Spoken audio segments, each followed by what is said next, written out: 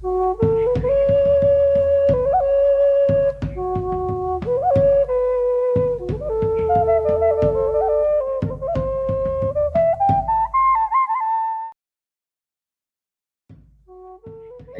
je m'appelle Billy Toupéa, hein, je suis entraîneur de vent depuis plus de 15 ans maintenant, puis rameur depuis presque 30 ans aussi. Hein.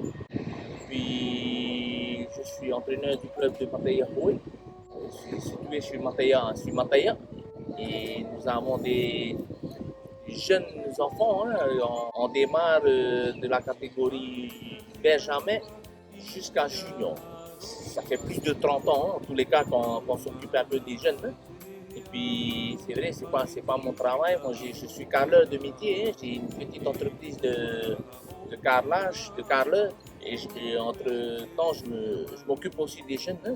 Tous les soirs, vers 16h, ben, je quitte mon travail pour venir m'occuper de ces jeunes. On est à peu près une soixantaine de licenciés au jour d'aujourd'hui. Parce que j'ai grandi dans une famille de bas. Hein.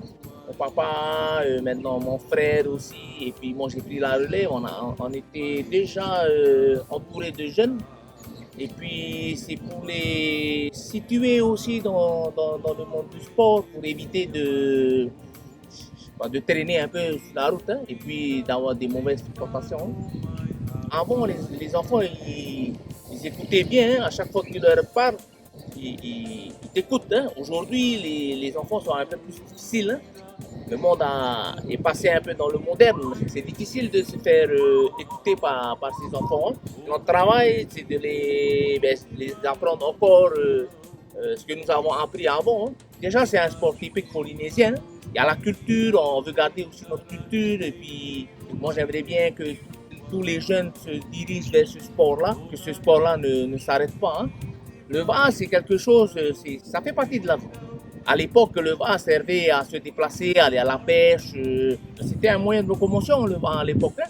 Aujourd'hui, les enfants ont besoin aussi du VA pour, je sais pas, pour aller à la pêche. On fait de la compétition avec le VA.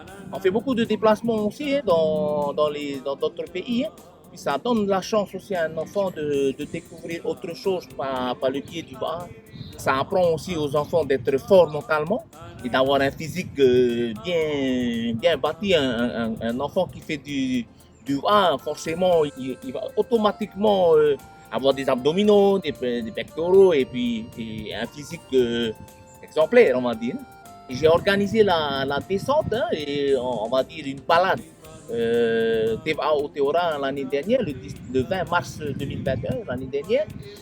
Et puis nous avons réussi à mettre 150 personnes sur l'eau pour pouvoir montrer notre inquiétude hein, pour cette future génération qui part un peu dans la drogue. Hein.